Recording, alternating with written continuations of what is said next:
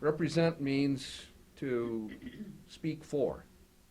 You can't speak for people if you don't know them, if you don't understand them, if you don't listen to them and work with them. And that is what I'm so proud of in our Northeastern Minnesota delegation.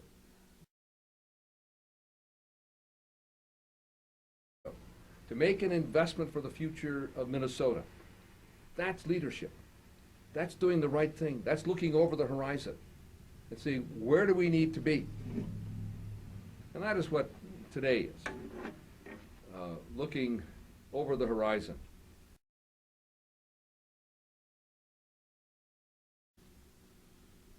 President Obama and the Democrats in the House and the Senate have brought us back from the worst economic crisis since the Depression. The Bush Republicans left our country on the brink of an economic abyss of the kind we haven't seen since Hoover and Roosevelt took over to turn America around. During the 8 years of Bush, our economy lost 7 million jobs. The month of the inaugural, 760,000 jobs lost. That's just a year ago. Republicans want you to think it all started January 21 of '09. But it started under Bush. In February '09, the economy lost 650,000 jobs. We passed the stimulus. Obama signed it. The economy began to turn around. It was still losing jobs. But a year later, instead of losing 650,000 jobs, we gained 290,000 jobs in the national economy. 411,000 jobs gained last month. 10,200 new jobs in the state of Minnesota gained because of the stimulus.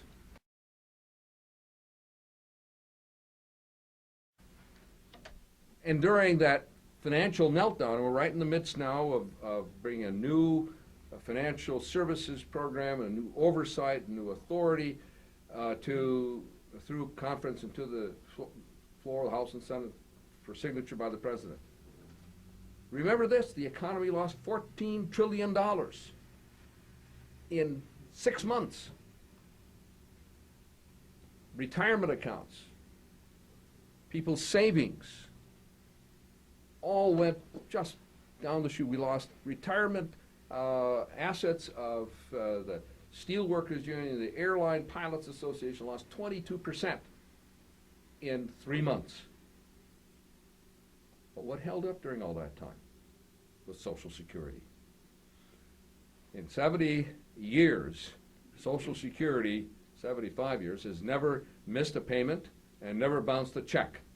And you never have to get up and wonder what's going to happen to your account today, to look in the financial pages of the newspaper to see whether you're going to be able to pay the bills if you're on Social Security, because it's there and it's there for you.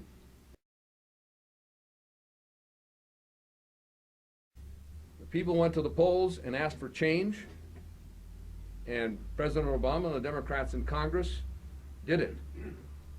3.5 million jobs in 2 years. We're 2/3 of the way there. But in my committee, we can account for 1,300,000 of the 2.5 million jobs already created under the stimulus. 10,000 construction jobs here in the state of Minnesota alone. 34,400 lane miles of highway improved nationwide. 1,131 miles of highway improved in the state of Minnesota with those stimulus funds. 38 bridges rebuilt in Minnesota. 1,262 bridges built nationwide. That's an investment in our future. 34,000 lane miles of highway, that's equal to 3/4 of the entire interstate system, which it took 50 years to build. We've done it in 1 year. And we didn't stop with the Recovery Act. In that first week after President Obama was sworn in, he signed the Lilly Ledbetter Equal Pay for Women Act. We passed it, Obama signed it, and millions of women now have a claim on equal pay with men in the workplace. Children's health insurance, we passed it. We passed it, Obama signed it. 4 million children now have health insurance that they didn't have in the previous 7, 8 years. Bush sent our men and women off to war in Iraq and Afghanistan and then cut the budget for the VA $1 billion. Cut the budget. We tried to restore it. They would hear nothing of it.